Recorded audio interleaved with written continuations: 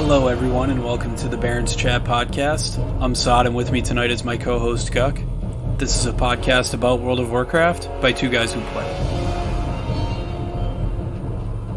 Guck, here we are on the eve of a day in gaming which has not been replicated ever until tomorrow or today for the listeners. The gates of Encourage will open tomorrow, probably afternoon sometime. Very exciting day for Classic. There's some changes, 2 new raids, a 20-man, a 40-man. The coveted Cthulhu kill, which is, back in the day before it was nerfed, was said to be impossible by the game director, Ian Hazzikostas, specifically made a forum post about it. A lot of exciting stuff coming out for Classic.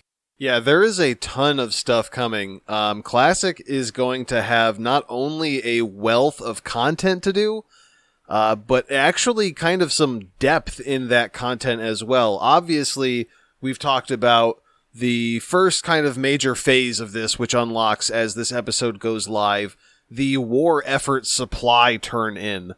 And this requires, both factions on your server to turn in an immense amount of stuff. But given the fact that this is not, the first rodeo for a majority of the guilds that are playing Classic, and you got to think too, this is Phase 5 is well beyond the nostalgia window for Classic WoW. These are players who are still playing, especially at this point, are dedicated. They probably came in with a mindset of, I'm not going to stop until I've really gone through AQ and really done Nax enough times to feel content. So on a lot of servers, I would say, all of the big servers that I've checked, on my server, Crom Crush, and on a few other servers that have at least some semblance of both faction activity, there are these shared Google Docs spreadsheets that have what seem to be 100% of the materials already saved up and stowed away in a variety of guild banks. So I'm excited to see just immense coordination come to fruition when this goes live, and see all of these G banks just empty their contents and see the war effort supply just vanish, just have all of these things just disappear. The wool is gone, the salmon is gone, the fire bloom is gone, all of that stuff. It's just in there. That would be impressive, and I kind of expect it. I don't think that is going to be the facet of getting into AQ that holds people back. Sod, when did you ever do this? Were you around in this phase of vanilla? Were you on a server that was actively doing these turn-ins? No, I don't know if I played after, if it was one of my many breaks as a high school student trying to play this game, but I was not on while the gates were opening. I think when I played somewhat seriously, AQ Prague was already going on. Yeah, so I imagine for most people that experience this in live, they were either on a hardcore server that got this done pretty quickly, or this was something that, maybe the opposite faction just didn't have a population or community that supported it enough, and you were just waiting for the opposite faction just so you could get it and do it. I think it's going to be very different this go around in Classic, again, just because of how much has been put into understanding the game and getting ready for this moment.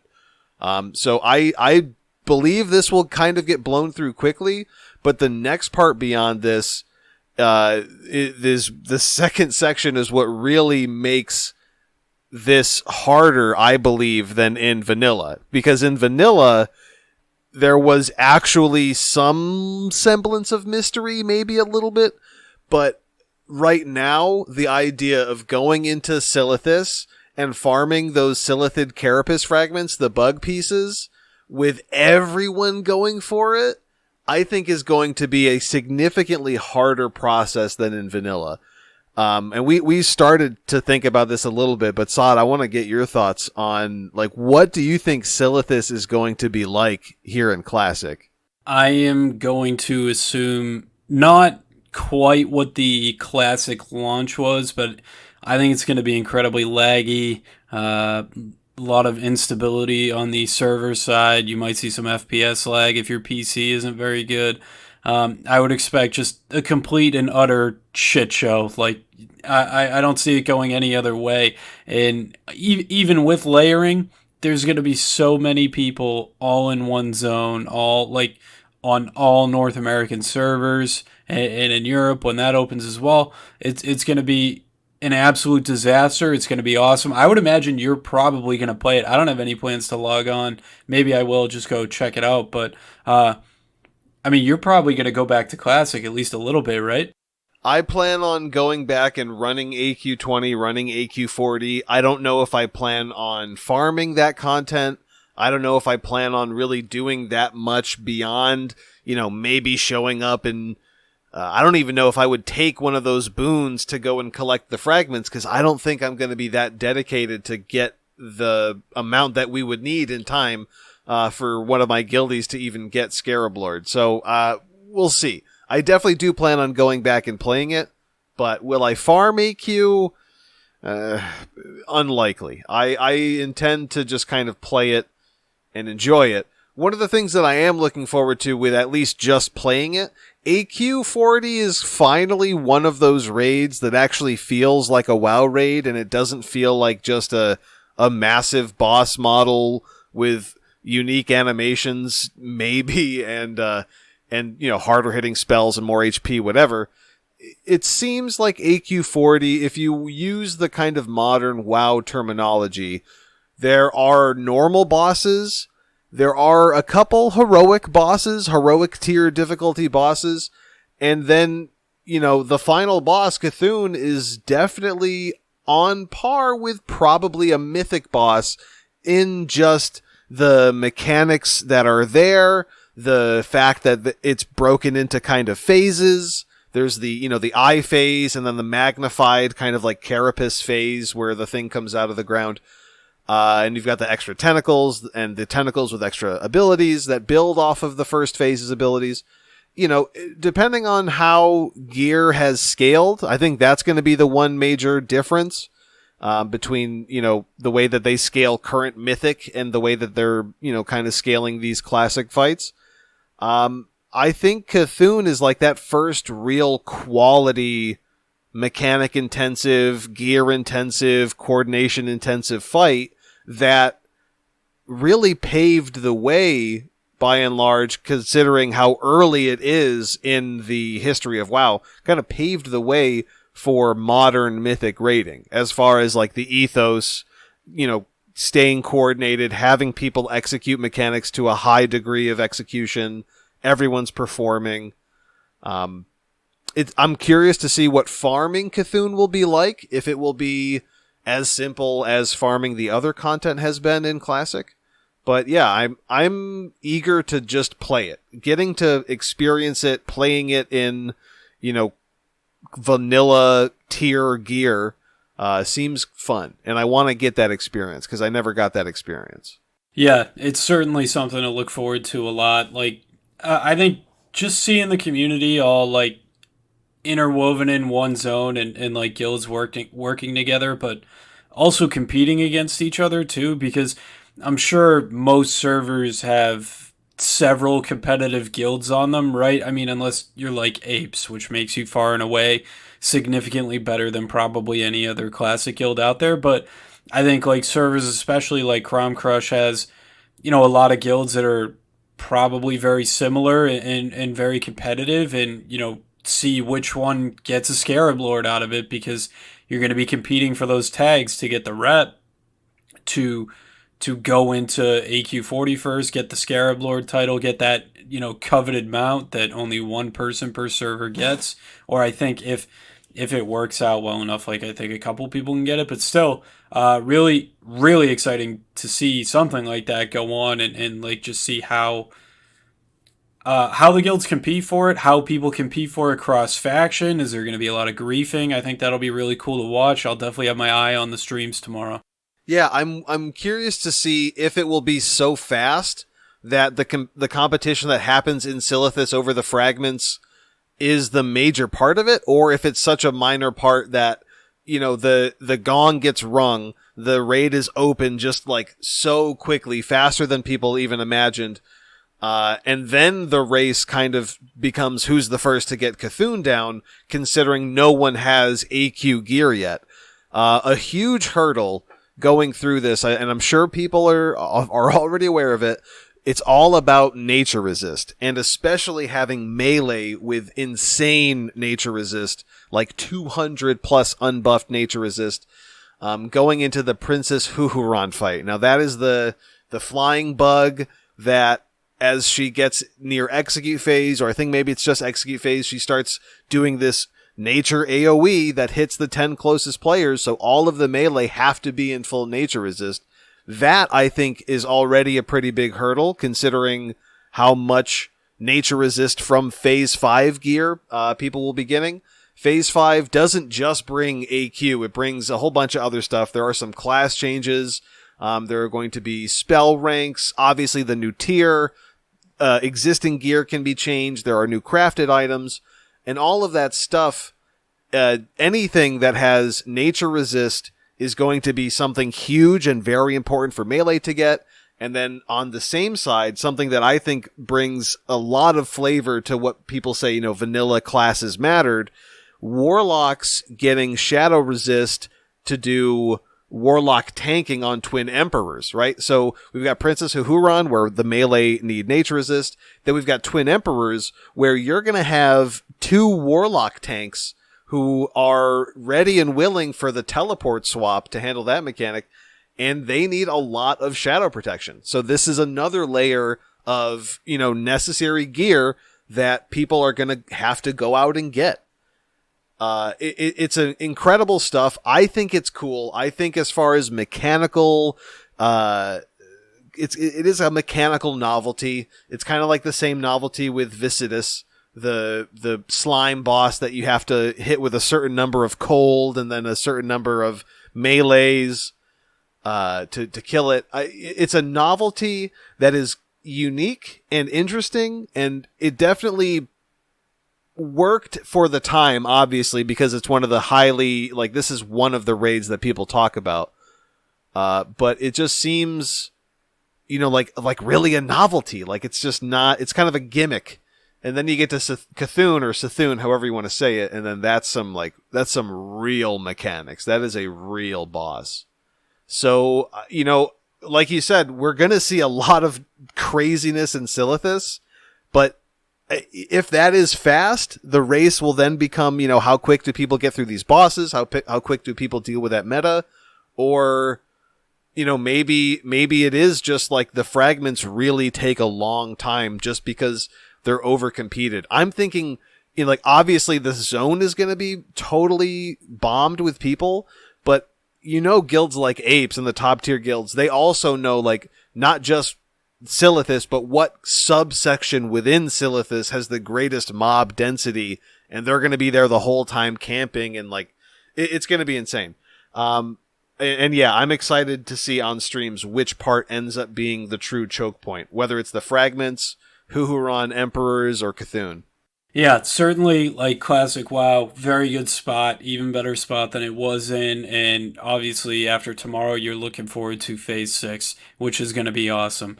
Kind of beta and both retail related. I saw an interesting profession thing today, and it was a transmute for specific crafting materials that are likely, I haven't seen specifics, but are likely going to be used to craft high level gear for at least plate wearers, right? So, and it's an alchemist transmute, and blacksmiths can do this as well, and it's on a daily cooldown.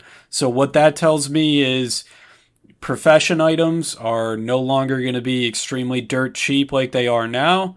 I think they're going to be incredibly expensive, specifically early on in the release of Shadowlands, which means if you have, any hope of being, if you have any end game aspirations early on in Shadowlands, you're probably going to be at least buying and or farming a lot of this material. So that tells me that you want to have as much gold as possible going into this expansion. Obviously something we know about, something we've talked about already, but with a daily cooldown on professions, and obviously that's going to be a pretty significant price if people can only make one per day. And I'm a selfish alchemist, so I will likely be selling mine and not using it for the good of our guild. But I mean that's pretty huge, right? Going forward into the expansion early on, that's going to be a significant gold sink for a lot of people. It's going to make a lot of people, I'm sure, very rich. What do you think about professions like that? I think it's really professions so far look really good. They're going to be useful. You're going to be able to sell materials and make a profit. I think professions in BFA's state are actually very bad, and it looks like the changes that they're making into Shadowlands are going to be awesome for the people that like to push their professions. So when I think about professions, one of the cool things, and kind of touching on what you said with daily cooldowns, in Classic, that was still a part of your gold making potentially, was to sell a daily cooldown, right? So I'm thinking your Arcanite bar transmute. I'm pretty sure that one was a daily. I'm sure there are other daily, just like I have this profession at this level, I can do it, once a day, and people will be willing to pay for that access. I think anything that makes the professions valuable without trivializing class choice or spec choice or talent choice, however you think about it, without affecting the gameplay at large, is a good thing. I don't think professions should fill in the gaps that your class is missing, with the caveat being engineering. I think engineering should have minor things that other classes can do. I'd love to see like a deployable airbag that acts as a knockback, kind of like a ring, so that, when you run a high-level sanguine key without a monk, you can still knock the mobs out of the sanguine pools. But it's a very small AoE, and it's a very long cooldown, but it is something that you can accomplish through grinding out engineering. All of the other professions, I think, should entirely be gold-focused. I think anything that they do that improves the gold potential, so giving us legendaries back and giving them the fact that they're crafted, is huge. I think the fact that we're going to have, more creative stuff come back, like weapon oils and, other just random stuff like that. I feel like, professions got unpruned as well. All of that is good stuff. The start of an expansion, cheesing inscription for decks to make money. I am okay with that, because honestly, the only people really spending that kind of money are the people at the upper end that really want to push. And they have money to spend. They've had money to throw around for a while, probably, considering what they've done in the last expansion or the last patch. So I'm all about that. Honestly, I want Blizzard to continually unprune professions until the point where all of the professions are so good at making gold that you get, analysis paralysis, where there are so many choices that you're just like, I don't know what professions to take. They all make me money, or they're all good for my class. I'm all about that. The professions as a system have been painfully lacking in retail modern WoW for a while. I think Shadowlands is the first step in the right direction, but one of many steps that should be taken. Yeah, it's weird. Like, you craft a flask, and if you don't proc, you're selling it at a loss right now on the auction house, at least on our server, which I think is not good for any profession. I'm sure it's like that for other professions as well. Um, I love this. I love the fact that professions mean something now, that you're gonna have to go out and look for an alchemist or a blacksmith or a jewel crafter, and these things are gonna be valuable to people, as opposed to going on the auction house and buying it for very cheap, because there's far too many of them on the auction house as it is, and it's just annoying to deal with. I think it's awesome. It's also put me into a mode right now where, like, I was finding trouble to find motivation to play BFA this weekend. I dabbled in Classic a little bit, and I think you and I are the only, like, WoW podcasters without beta access. So I was like, God, what am I gonna do? Like, I'm bored. I don't want to push IO. And now that I have, read and watched this on YouTube, I think I'm just going to focus on making as much gold as possible because, I'm going to try to maximize 3 characters before the raid tier releases, which means, I'm probably going to sink a significant amount of gold into at least a couple professions to try to get my legendaries and whatnot. And it's going to be a pretty significant sink. I don't know what the market's going to be, like how much gold are people going into this expansion with, how much gold are people going to be spending on it, right? That's the market. If somebody's going to buy whatever item it is for 200,000 gold, and that's a massive gold sink for most of the player base. I don't know a lot of people that are just swimming at gold cap. So I think that's pretty significant. I think that's pretty good, and it's also kind of made me want to farm gold so I'm not broke at the beginning of the expansion. Yeah, there's a lot of stuff to look forward to, honestly. I think that you're right. I think for the short term, and we talked about this recently, it's all about selling keys, I think, is the big money pot right now. Obviously, if you can't sell keys, try to sell heroic with your guild, and if you guys can't do that, then try to find some other way to grind either the raw gold grinds or something else that isn't really out there yet. Maybe just do trade skill manager, whatever you want to do. But yeah, I think selling keys right now is huge because every week characters are getting better gear. And as they get better gear, not only are there fewer people buying keys because they don't need to buy them, they can either run them themselves with their new gear or simply they just don't feel the need to buy them anymore. And there are more people who are eligible to sell keys as tunes get better and better, more coordinated, better at keys, etc. So the fact that there are more people selling it and fewer people buying it every week means the price is only going to go down. So it's something that you need to take advantage of quickly and do it often enough that you can actually turn a serious profit. So, like for me right now, that's the biggest focus that I have for gold making. Now that my tune is fully set up in, a month for, I think this is the 5th reset or the 4th reset. I'm not even sure, but my cape is will be up to max corruption resistance. I will have all of the rank 3 essences that work. I have one that is kind of like a flex essence that I'm using as a miner, but it's fine because it fills its role. I'm not going to grind out the PvP essences at this point because there's no point, and I don't think I'll get rank 3 in time, so why bother? And I've got the corruptions I need. I farmed out the echoes that I needed. Like, my tune is set up perfectly in this 4-week period, so I am ready to go. I got to sell as much as I can before the price dips too low. At this point, if we sell 2 keys a weekend, that should be like the minimum because that covers a token, which would be that month of playtime, plus a little bit of play money to cover your consumables and your repairs along the way. So we should be realistically trying to sell at least 2 keys a weekend. Yeah, it's funny that you say that too, because I was like, man, maybe I kind of want to play one of my alts. Like, I mean, you've caught up in, pretty much a month's time, give or take a day or two. And that's a lot of game time. Like, you really grinded it out, right? Your IO is at a very, you know, good spot. I mean, you're not 4K, but you're 2500 IO, which is really good. And you carry keys, you're like yourself, you don't get carried by any means.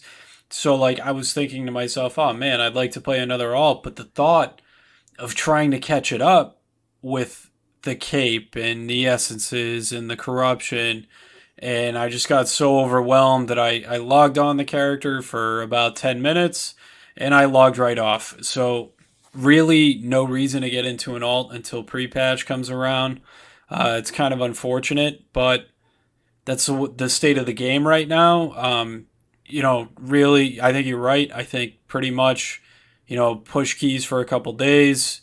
I'm in a community that sells heroic on Wednesday nights, and it goes pretty well. We sell heroic and then plus some carapace and Azoth kills, and it goes well. Like I get that gold on a different server, so doesn't benefit me right now, but it's kind of nice because it's just sitting there accumulating. So I'm really in good shape, really happy with the end of the expansion, and I'm definitely ready for what's next.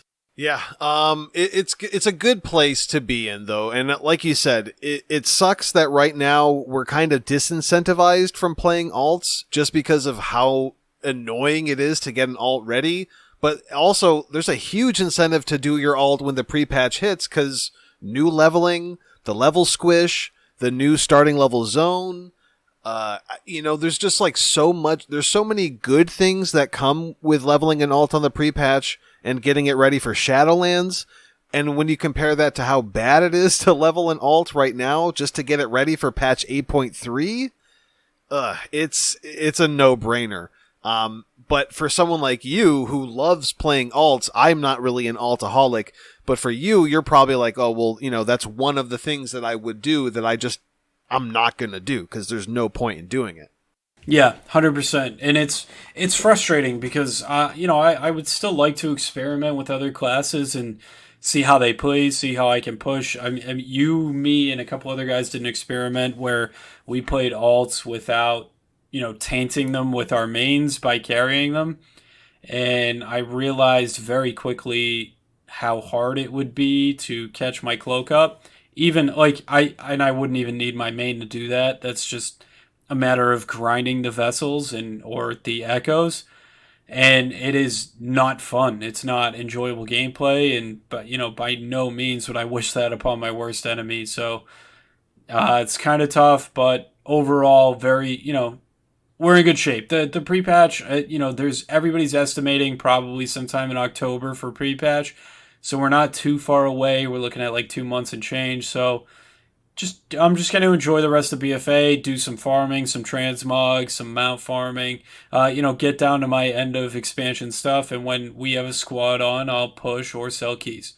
Yeah, but I mean, honestly, all of that is good stuff. This is a good news episode, right? Classic. So much that you can do, so much to look forward to, so much content to enjoy, even if you just want to passively enjoy what's going on with Phase 5 release in Classic. BFA retail, we just got through a wealth of Shadowlands content. There's so much you can do. You can pick through the Soulbind calculator on Wowhead now. We've been looking at covenants. There's just so much content out there that if you're interested in it, you can really get into stuff. And then, if you're still playing WoW, retail WoW, BFA, sell some keys, run some keys, push your IO, see what, little things you can do to fill the time. I recently in BFA started pet battling to get those reputation world quests out of the way. So, I've got 2 of the meta pets, and I've got a third one that's at level 5. So at some point, I might get on and get that one up to level 25, doing like, I think you get a free level 25 off the garrison upgrade. I don't know if I've done that yet on all my characters. So, there are random things that you can find to get yourself involved in that will, fill this little void that we have. There is something out there for you if you're playing WoW. And that's a good thing. Sod, any closing remarks before we end the episode? Beta, please. Yeah, dude, please. What else do we have to do to get a beta nod?